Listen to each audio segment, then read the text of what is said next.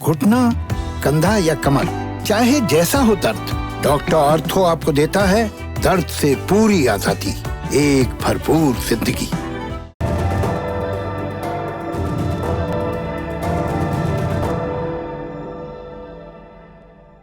नमस्ते, सौरभ द्विवेदी नाम है हमारा और आप देख रहे हैं दुनियादारी, लल्लन टॉप का इंटरनेशनल न्यूज बुलेटिन। आज के एपिसोड में आपको लेकर चलेंगे फ्रांस। बीते कुछ दिनों में यहाँ 3 आतंकवादी घटनाएं हुई। इसमें 2 लोग घायल हुए, एक टीचर का गला काटा गया। इसके अलावा 3 और लोगों की जान गई। इन हमलों के बाद फ्रांस में इस्लाम बनाम फ्रेंच वैल्यू की बहस शुरू हुई। धार्मिक संवेदनशीलता जो एक राष्ट्र के सेकुलर स्वभाव के मुताबिक हो, इस पर डिबेट होने लगी। मुद्दा यह भी था कि इस्लाम इस सेकुलर खांचे में खुद को एडजस्ट कर पा रहा है या नहीं। इस पूरी बहस का हाईलाइट थे फ्रेंच राष्ट्रपति इमैनुअल मैक्रों। उन्होंने कहा कि धर्मनिरपेक्षता फ्रांस की परंपरा है, देश को आपस में जोड़ने वाला गोंद है, इसे इस्लामिक कट्टरपंथ से बचाना होगा। उनका कहना था कि जिस तरह ईसाइयों और यहूदियों ने खुद को स्टेट वैल्यूज के मुताबिक ढाला, वैसा ही मुसलमान भी करें।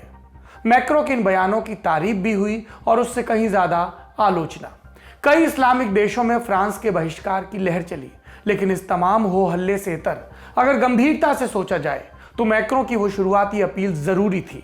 इस्लामिक कट्टरपंथ को लेकर जताई गई उनकी चिंताएं भी लाजमी थी। लेकिन फिर बीते दिनों मैक्रों की पॉलिसी में कुछ चिंताजनक लक्षण दिखने लगे। लक्षण दक्षिणपंथ की तरफ झुकाव के, लक्षण सुधार के नाम पर दमन के। इस प्रॉब्लमेटिक ट्रेंड की जड़ में हैं 2 नए कानून। इनमें से एक जुड़ा है पुलिस से और दूसरा फ्रांस में रहने वाले मुस्लिम समुदाय की जिंदगियों से। ये क्या मामला है, आज दुनियादारी में विस्तार से समझेंगे। इस कहानी का मुख्य पात्र है फ्रांस की एक मैगजीन, शार्ली हेब्दो। हम में से कई इसे चार्ली हेब्दो भी कहते हैं। तकरीबन 60 साल पुरानी इस पत्रिका की विधा है व्यंग। ये कार्टून्स के जरिए अपनी बात कहती है। कभी सरकारी फैसलों की आलोचना करती है, कभी धार्मिक मान्यताओं, अंधविश्वासों और कट्टरपंथी सोच पर कटाक्ष करती है। इस पत्रिका की पहचान के साथ जुड़ा सबसे बड़ा शब्द है पैगंबर मोहम्मद। इसकी वजह है शार्ली हेब्दो के 3 विशेषांक। 2006, 2011 और 2012 में आए इन स्पेशल एडिशंस में पैगंबर मोहम्मद के कार्टून्स छापे गए थे। इनका मैसेज था यह कहने का कि कट्टरपंथी मुस्लिमों ने इस्लाम को हाईजैक कर लिया है। इन कार्टून से पूरी दुनिया में बवाल मच गया। सबसे हिंसक प्रतिक्रिया हुई 7 जनवरी 2015 को। इस रोज अल-कायदा नाम के आतंकवादी संगठन ने शार्ली हेब्दो के दफ्तर पर हमला किया। इसमें मैगजीन के 11 पत्रकार और 1 पुलिसकर्मी की मौत हुई। हमले इतने पर नहीं रुके। 2015 और 2016 में और भी आतंकवादी हमले हुए।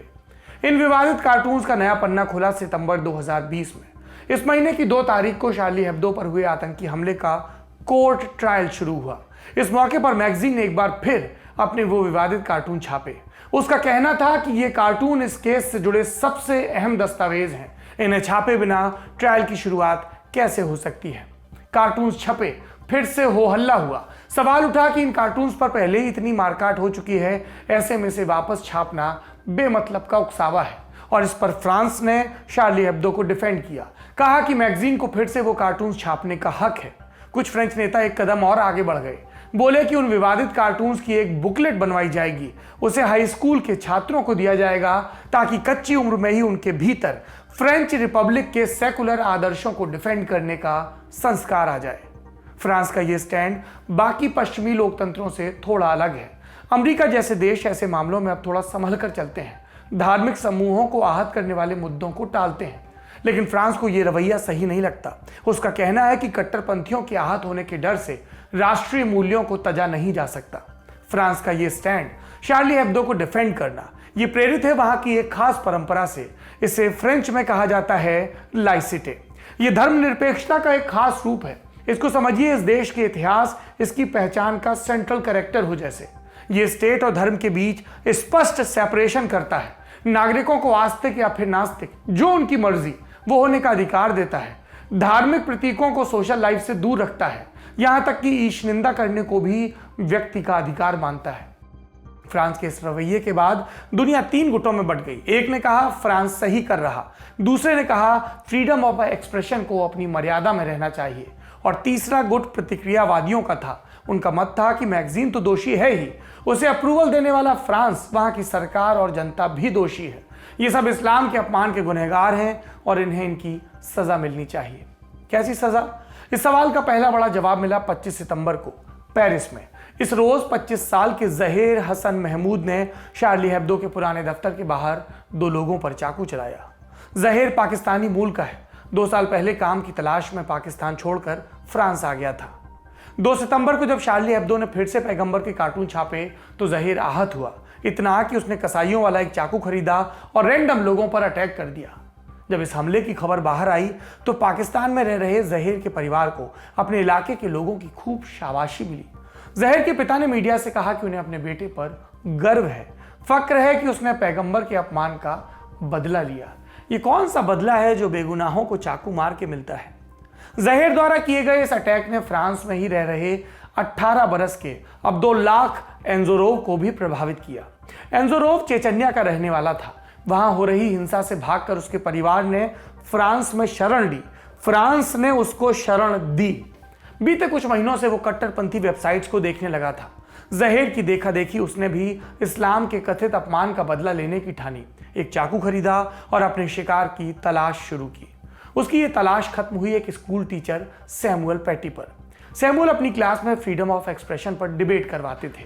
इसी कोशिश में उन्होंने बच्चों को शार्ली हेब्दो के वो कार्टून्स भी दिखाए। इसलिए 16 अक्टूबर को एंजोरोव ने सैमुअल की गर्दन धड़ से अलग कर दी। इन दोनों आतंकी हमलों से मोटिवेशन पाया 21 साल के ब्राहिम एसवी ने। ब्राहिम ट्यूनीशिया का रहने वाला था। अक्टूबर 2020 में ही वो शरणार्थियों वाली एक नाव पर बैठकर फ्रांस पहुंचा था। फ्रांस ने उसे शरण दी थी ताकि उसकी जिंदगी बेहतर हो। और यही ब्राहिम 29 अक्टूबर को फ्रांस के एक चर्च में घुसा। यहां उसने चाकू मारकर 3 लोगों की हत्या की और फिर अल्लाहू अकबर चिल्लाते हुए उसने पुलिस अधिकारियों पर हमला करने की कोशिश की और पकड़ा गया। ये तीनों युवक किसी आतंकी संगठन का हिस्सा नहीं थे। ये सेल्फ रेडिकलाइज्ड थे। ये तीनों शार्ली हेब्दो के विवादित कार्टून से गुस्सा थे। फ्रेंच गवर्नमेंट और वहां की सोसाइटी द्वारा इन कार्टून्स को डिफेंड किया जाना उन्हें अखरा था। इन हमलों पर फ्रांस की क्या प्रतिक्रिया थी? राष्ट्रपति इमैनुअल मैक्रों ने कहा कि पूरी दुनिया के भीतर इस्लाम एक क्राइसिस के दौर में है। इसकी दिक्कतें जुड़ी हैं मुसलमानों की कट्टर सोच से। मैक्रो का कहना था कि फ्रांस में जो हमले हुए वो इस्लामिक अलगाववाद का नतीजा है। रेडिकल इस्लाम को बर्दाश्त नहीं किया जा सकता, ना ही धार्मिक कानूनों और मान्यताओं को फ्रेंच कानूनों पर हावी होने दिया जा सकता है। मैक्रों के मुताबिक ये इस्लामिक अलगाववाद फ्रांस में एक समानांतर प्रतिक्रियावादी सोसाइटी बना रहा है, रिपब्लिक के आदर्शों से लोगों को भटका रहा है। मैक्रो ने ऐलान किया कि इस इस्लामिक अलगाववाद से निपटने के लिए वो एक नया कानून लाएंगे। अगर कोई स्कूल या संगठन लोगों में कट्टरपंथी सोच भरता मिला तो इस कानून के तहत उसे बंद कर दिया जाएगा। फ्रांस के मुस्लिम समुदाय पर काबिज किसी भी विदेशी प्रभाव को खत्म किया जाएगा। मस्जिदों को मिल रही विदेशी फंडिंग की मॉनिटरिंग होगी। फ्रांस के इमामों के लिए सर्टिफिकेट प्रोग्राम चलाए जाएंगे। छोटे बच्चों को घर में रहकर पढ़ने की छूट नहीं मिलेगी, ना ही इस्लामिक स्कूलों को देश में जगह मिलेगी। यह प्रस्तावित कानून दिसंबर में पेश किया जाएगा। तब विस्तार से पता चलेगा कि इसकी और डिटेल्स क्या है। फिलहाल इस कानून से जुड़ी जो प्लानिंग सामने आई उस पर संशय पैदा कर रहे हैं कुछ लोग। आलोचकों का कहना है कि यह कानून इस धारणा पर आधारित है कि फ्रेंच मुस्लिमों का एक बड़ा तबका जानबूझकर खुद को बाकी फ्रेंच सोसाइटी से, नागरिकों से अलग रखता है। आलोचकों के मुताबिक यह धारणा गलत है। फ्रांस के बहुसंख्यक मुस्लिम फ्रेंच मूल्यों के हिसाब से जीते हैं। वो हिंसक नहीं, ना ही हिंसा को सपोर्ट करते हैं, जबकि सरकार का प्रस्तावित कानून सभी मुसलमानों को एक ही खांचे में रख देता है। ये आतंकवाद से निपटने की जगह मुस्लिमों को बाकी सोसाइटी से अलग करके देखता है, उन्हें इमैच्योर मानता है। ऐसा समूह मानता है जो कि रिपब्लिक और सेकुलर मूल्यों को समझ ही नहीं सकते। आलोचकों का कहना है कि ये रवैया मुस्लिमों को साथ लाने की जगह उनके दिमाग में ये बात घर करा देगा कि वो सच में बाकी सोसाइटी से अलग हैं और इससे स्थितियां और बिगड़ेंगी। मैक्रो का दूसरा विवादित कानून जुड़ा है पुलिस से। यह सुरक्षा से जुड़ा एक प्रस्तावित कानून है। इसके मुताबिक पुलिस अधिकारियों की तस्वीरें छापना अब फ्रांस में गैर कानूनी माना जाएगा। तस्वीर छापना तो दूर, आप उनकी पहचान से जुड़ी कोई चीज भी पब्लिश नहीं कर सकते। ऐसा करने पर 1 साल तक की कैद हो सकती है। सरकार का कहना है कि जब पुलिस अफसरों की पहचान जाहिर होती है तो उनके हिंसा का शिकार बनने की आशंका बढ़ जाती है। 24 नवंबर को फ्रेंच संसद के निचले सदन ने इस बिल को पास कर दिया। इसके विरोध में उसी वक्त पेरिस समेत कई जगहों पर खूब प्रोटेस्ट भी हुए। इनकी अगुवाई कर रहे हैं फ्रेंच पत्रकार। पत्रकारों के मुताबिक सरकार सुरक्षा कानून की आड़ में फ्री स्पीच और मीडिया अधिकारों पर तालेबंदी कर रही है, पुलिस की निरंकुशता को शह दे रही है। पत्रकारों और सिविल लिबर्टी ग्रुप्स के मुताबिक प्रदर्शनों के दौरान कई बार पुलिस बर्बरता करती है, हिंसा करती है। बिना तस्वीर खींचे, बिना वीडियो बनाए इस पर पुलिस या हिंसा को रिपोर्ट कैसे किया जाएगा? कैसे उनकी जवाबदेही तय होगी? वैसे भी फ्रांस में पुलिस यूनियन बहुत मजबूत रहे हैं, ज्यादती करने पर भी वो बचकर निकल जाते हैं, ऐसा इतिहास है। ऐसे में ये नया कानून उन्हें और निरंकुश बना सकता है। इन दोनों कानूनों को लेकर मैक्रो पर सवाल उठ रहे हैं। नागरिक अधिकारों की पैरोकारी करने वालों का कहना है कि मैक्रो चरम दक्षिणपंथ की तरफ बढ़ रहे हैं। आलोचकों के मुताबिक मैक्रो का ये रुझान राजनीतिक हितों से उपजा है। 2022 में फ्रांस का अगला चुनाव होना है। इलेक्शन के हिसाब से देखें तो मैक्रो की स्थिति कमजोर है। इसके दो बड़े आधार हैं, पहला तो इकोनॉमी और दूसरा राइट विंग की बढ़ती लोकप्रियता। पहले इकोनॉमी की बात करते हैं। नवंबर 2018 में मैक्रो सरकार की आर्थिक नीतियों के खिलाफ बड़े स्तर पर प्रोटेस्ट शुरू हुआ। इसमें शामिल लोग पीले रंग की जैकेट पहनते थे और इसी वजह से इसे येलो वेस्ट मूवमेंट का नाम मिला। यह प्रोटेस्ट 2 साल से जारी है। इसमें कई बार बड़े स्तर पर हिंसा भी हो चुकी है। मैक्रो के आगे दूसरा बड़ा चैलेंज राइट विंग के उभार का। दुनिया के कई हिस्सों की तरह फ्रांस में भी दक्षिणपंथ लगातार मजबूत हो रहा है। इसकी मजबूती के पीछे कई वजह हैं। मुस्लिम शरणार्थी और इस्लामिक आतंकवाद। हर आतंकी हमले के बाद राइट विंग पहले से ज्यादा ताकतवर हो रहा है। मैक्रो के आगे मुख्य विपक्षी दल है मरीन लेपेन की नेशनल फ्रंट पार्टी। ये फार राइट पार्टी है। इसके अलावा और भी कुछ दक्षिणपंथी दल मेन स्ट्रीम में हैं। जानकारों के मुताबिक मैक्रो के पास खोने को कुछ नहीं। हाँ, अगर वो दक्षिणपंथ की तरफ बढ़े तो फायदा जरूर उठा सकते हैं। वो राष्ट्रवादियों को चैलेंज दे सकते हैं, इस्लाम को खतरा मानने वाले लोगों का सपोर्ट हासिल कर सकते हैं। बचा लेफ्ट विंग। उनके आगे मरीन लेपेन की फार राइट और मैक्रो के बीच चुनाव का विकल्प होगा। ऐसे में बहुत मुमकिन है कि उदारवादी धड़ा लाख शिकायतों के बावजूद हार थक कर मैक्रो को ही चुने। आलोचकों का कहना है कि इसी चुनावी गणित की सोचकर मैक्रो इस्लाम को अस वर्सेस देम का मुद्दा बना रहे हैं और अगर यही रुक रहा तो वो फ्रेंच मुसलमानों को सोसाइटी से और ज्यादा बांट देंगे। ये तो हुई तथ्यों की बात।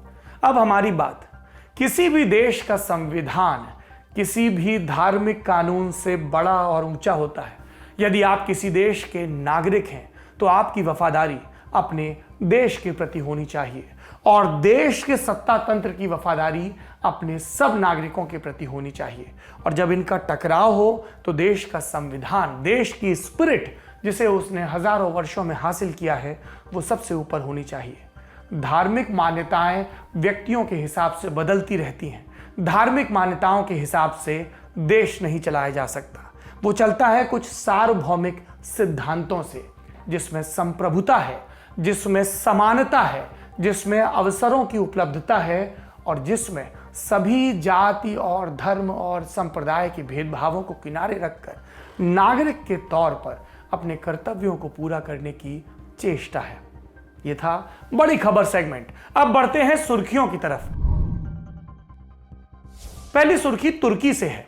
2016 में यहां राष्ट्रपति एर्दोगान के तख्ता पलट की नाकाम कोशिश हुई थी। इसमें करीब 220 लोग मरे और हजारों घायल हुए। इस मामले में करीब 475 आरोपियों पर मुकदमा चल रहा था। इनमें से 27 लोगों को उम्र कैद की सजा सुनाई गई। तुर्की की एक अदालत ने इन सबको देश के विरुद्ध जाने और राष्ट्रपति की हत्या की कोशिश का दोषी माना है। दूसरी सुर्खी यूएई से है। यहां सूडान के पूर्व प्रधानमंत्री सादिक अल मेहदी की कोरोना के चलते मौत हो गई। सादिक 84 साल के थे। पिछले 3 हफ्ते से वो यूएई के एक अस्पताल में भर्ती थे। सादिक लोकतांत्रिक तरीके से चुने गए सूडान के आखिरी प्रधानमंत्री थे। 1966 से 67 और फिर 1986 से 1989 तक वो प्रधानमंत्री रहे। 1989 में सेना ने उनका तख्ता पलट किया, लेकिन इसके बाद भी सूडान की राजनीति में उनकी अहमियत बनी रही। तीसरी सुर्खी अमेरिका से। राष्ट्रपति डोनाल्ड ट्रंप ने अपने पूर्व राष्ट्रीय सुरक्षा सलाहकार माइकल फ्लिन को माफी दे दी। फ्लिन 2016 के चुनाव में रूस की दखलंदाजी से जुड़ी जांच में दोषी पाए गए थे और इसके बाद उनका पद चला गया। वो केवल 24 दिनों के लिए अमेरिका के एनएसए रह पाए। पहले से ही आशंका थी कि ट्रंप कार्यकाल पूरा होने से पहले फ्लिन को मुआफी दे सकते हैं। आखिरी में बारी तारीख की। आज तारीख 26 नवंबर है और इसका संबंध एक प्लेन हाईजैकिंग से है। इस हाईजैकिंग की वजह थी दोस्ती। किसी को एक देश की इजराइल से दोस्ती से नाराजगी थी और इसी बात पर उस देश का विमान हाईजैक कर लिया गया। ये कहानी है KLM बोइंग 747 की। ये नेदरलैंड का विमान था। 25 और 26 नवंबर 1973 की दरमियानी रात को इस विमान ने एम्स्टर्डम से उड़ान भरी। इसमें कुल 288 लोग सवार थे। रास्ते में लेबनान की राजधानी बेरूत में इसका एक स्टॉप था।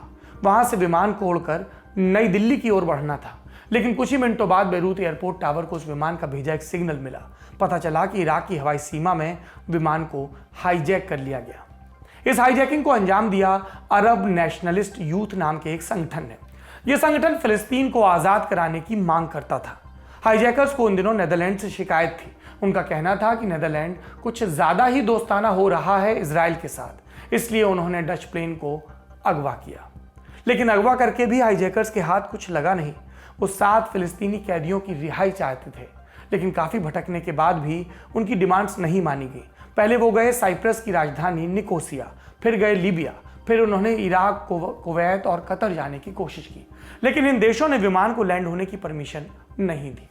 काफी कोशिशों के बाद दुबई ने प्लेन को लैंड होने दिया, लेकिन यहाँ ईंधन भरवाकर हाईजैकर्स भाग गए यमन। वहां भी प्लेन को लैंड होने की परमिशन नहीं मिली। हार थक कर हाईजैकर्स दुबई पहुंचे और सरेंडर कर दिया। अच्छी बात यह रही कि प्लेन के किसी यात्री को कोई नुकसान नहीं पहुंचा। एकदम हॉलीवुड की पिक्चर टाइप की स्क्रिप्ट है ना। आज की दुनियादारी में इतना ही।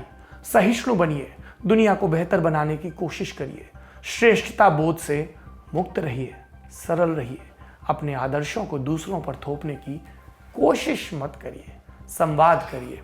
आज के लिए इतना ही। शुभ रात्रि।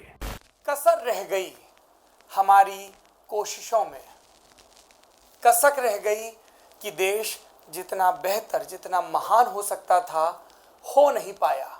और एक कसम रह गई कि देश का जो कर्ज है उसे थोड़ा बहुत तो उतारना है। भावुकता का लबादा ओढ़कर बोलता तो यूं बोलता, लेकिन बात सीधी है तो सच्चे ढंग से आप तक कही जानी है।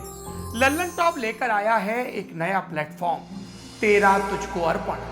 ये प्लेटफॉर्म उन सब भारतवासियों के लिए है जो भारत से दूर किसी दूसरे देश की जमीन पर है, कभी पढ़ाई के लिए, कभी नौकरी के लिए।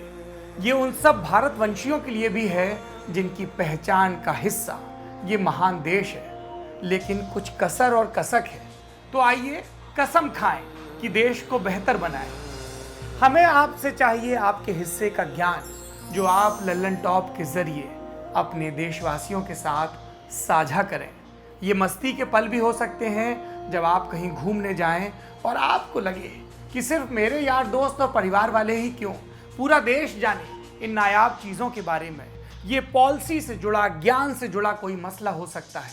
तो आइए और लल्लन टॉप की इस नई पेशकश तेरा तुझको अर्पण का हिस्सा बनिए।